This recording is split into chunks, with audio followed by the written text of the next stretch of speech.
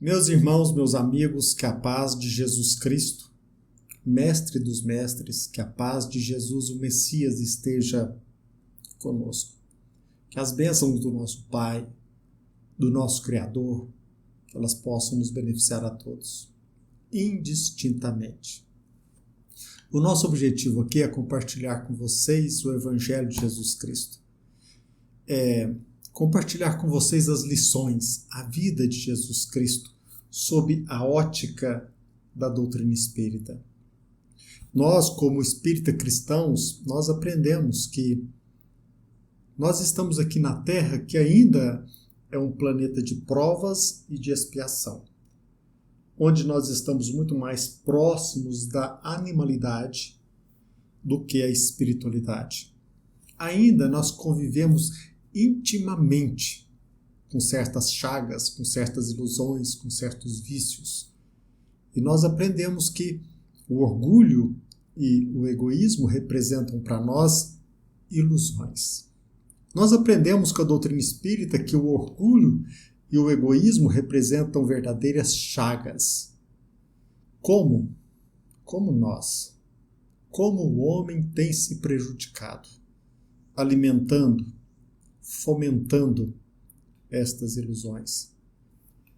No Evangelho segundo o Espiritismo, existe uma frase que eu quero compartilhar com vocês.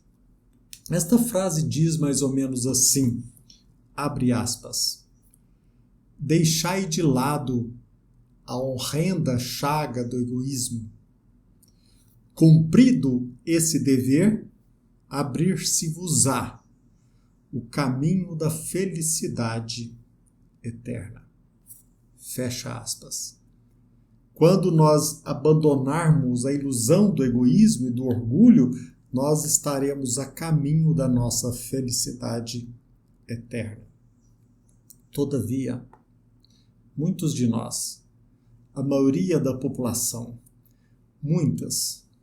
muitíssimas pessoas se idiotizam pela ganância, pelo receio de perder o patrimônio material, com receio de perder o cargo, com receio de perder o poder terreno, a ilusão dos bens e dos cargos terrenos, a ilusão dos status sociais. Não queremos dizer que conseguiremos viver aqui na Terra sem a riqueza material, sem os benefícios que ela nos proporciona. Não conseguiremos viver sem a riqueza material, sem os bens, sem as conquistas materiais. Não resta dúvida. Agora, a riqueza material ela deve nos ser útil, jamais nos aprisionar. O que nós percebemos é que, na maioria das vezes, nós nos escravizamos pela riqueza material. Agora, Deus é nosso Pai Todo-Poderoso, nosso Pai que nos ama. Deus é amor. E Deus tem nos demonstrado, comprovado a sua misericórdia. Como assim? Nós recebemos aqui na Terra, no transcorrer dos milênios, a vinda de verdadeiros sábios. Verdadeiros sábios vieram ao nosso encontro para nos ajudar a caminhar pela vida apontando o verdadeiro caminho, o desapego, a ascensão espiritual, o desprendimento. Nós poderíamos aqui citar inúmeros e inúmeros sábios. Hoje nós vamos compartilhar com vocês um pouco sobre Sócrates, o filósofo. Ele é tão importante que Allan Kardec coloca ali no início do Evangelho segundo o Espiritismo alguns dados da vida deste magnífico filósofo, desse verdadeiro sábio. Nós sabemos, pelo menos a maioria das pessoas sabe, que Sócrates, o filósofo, ele aceitou a sua condenação à morte. Ele foi condenado injustamente à morte. E ele aceitou esta condenação com palavras que são a maior evidência de sua grandeza ética e do seu gênio ímpar. Sócrates é uma dessas figuras, um desses personagens imperecíveis da história. Pena que lemos muito pouco a respeito de Sócrates. Ele viveu entre os séculos 3 e 4 antes de Jesus Cristo. Sócrates, aqui nesta encarnação, ele era filho de uma parteira e ele costumava associar a sua forma de pensar, o seu método de ensino ao parto. Assim como a parteira ajuda a natureza a dar à luz a uma criança, ele tenta nos demonstrar que o sábio é aquele que deveria ajudar o homem a alcançar a luz, ao conhecimento, ao poder criativo. Os nossos recursos em prol do conhecimento. Em outras palavras, um verdadeiro parto espiritual. Como Jesus Cristo, Sócrates ensinava pelo uso da palavra falada. Como Jesus Cristo, Sócrates, ele não deixou nada escrito. Ele, como Jesus Cristo, ele foi condenado injustamente à morte. Qual a acusação endereçada a Sócrates? Parece que tem muita analogia com o momento atual, onde as pessoas são acusadas indevidamente para manipular as mentes.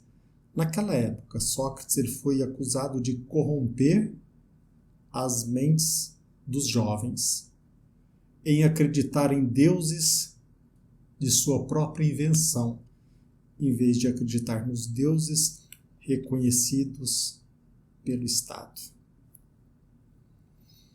Tente fazer um vínculo com o momento presente. Agora, Sócrates, naquela época, para se livrar da morte, ele jamais iria aceitar algo que fosse incompatível com a sua coerência intelectual. Em verdade, ele não alimentou o propósito de se livrar da morte. Portanto, ele rejeitou qualquer concessão, qualquer acordo incompatível com a sua coerência espiritual. Ele levou a coerência intelectual tão a sério, mas tão a sério que ele não fugiu à morte injusta. Para da coerência intelectual não abrir mão. Sócrates, aqui na Terra, ele representou e representa uma prova vívida de que o verdadeiro sábio, isto mesmo, o verdadeiro sábio, ele não teme a morte. Por quê? Porque a morte não existe. Penso que nós devemos estar conscientes desta realidade. A morte não existe. E para finalizar, eu quero compartilhar com vocês algumas palavras deste sábio num discurso que antecedeu a sua execução. Vamos lá. Vamos recordar algumas palavras deste magnífico pensador.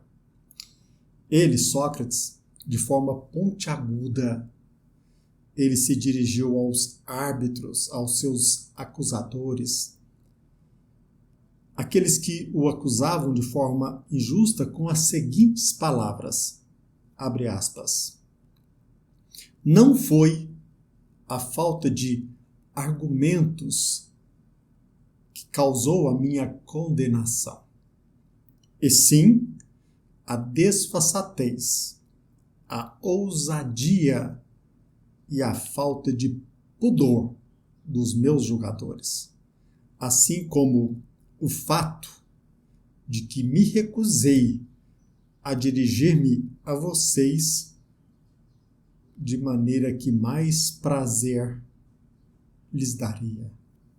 Fecha aspas. Vejamos que Sócrates, ele fugiu do caminho da adulação, da lisonja, para defender-se da morte do corpo físico. Neste discurso, repito, antes de sua execução, ele disse algo mais ainda, dentre outros ensinamentos. Abre aspas. Em qualquer tipo de perigo, há sempre muitos meios de escapar à morte. Se você for suficientemente sem escrúpulos para não ser fiel a nada, nem a ninguém. O difícil não é evitar a morte, mas sim evitar o proceder de forma indevida e sim evitar proceder mal. Fecha aspas. Eu convido você a refletir sobre essas frases. Que convicção, que certeza de que a vida continua e que demonstração de coragem ante aquilo que iria lhe acontecer. Quanto aos acusadores que não conviviam como hoje, não convivem bem com a crítica, quantas pessoas estão na cúpula de uma instituição e não convivem bem com a crítica? No tocante aos seus acusadores que não conviviam bem com a crítica, Sócrates ele foi peremptório, incisivo, com essas palavras, abre aspas. Essa forma de escapar à crítica não é nem possível, nem é honrosa. Melhor forma e a mais fácil de fugir à crítica não é calando a boca dos outros, mas vocês se tornarem pessoas dignas, justas. Esta é a minha última mensagem aos que me condenaram. Mas eis que chegou a hora de partir. Eis que chegou a hora de partir. Eu para morrer, vós para viver. Qual de nós terá melhor sorte? Ninguém o sabe. Somente Deus. Fecha aspas. Somente Deus sabe aquilo que passa no nosso íntimo, somente Deus tem conhecimento pleno daquilo que nos fomenta, daquilo que nos direciona. Então, para que nos vincularmos à ilusão, ao egoísmo, ao orgulho, à vaidade? Assumamos o dever de encarar a nós mesmos e, dirigindo-nos a Deus, procurar escolher o melhor caminho. Agradecendo ao nosso Pai por ter nos proporcionado aquelas pessoas, os sábios, os verdadeiros sábios, vindo ao nosso encontro para nos ajudar, apontando o melhor caminho. Mas usemos o nosso recurso para que nós possamos separar o joio do trigo. Muitos intelectuais estão aí tentando nos enganar, nos iludir. Mas o sábio, o verdadeiro sábio é aquele que tem convicção de que Deus existe. O verdadeiro sábio é aquele que sabe que deixa bem claro que a morte não existe e que nós estamos aqui de passagem. Portanto, não nos apeguemos. Pensemos nisso. Que a paz de Jesus Cristo, nosso Mestre maior, que ela esteja conosco e que as bênçãos do nosso Pai, do nosso Criador, que elas possam nos beneficiar a todos. Que assim seja. Um abraço. Fiquem com Deus.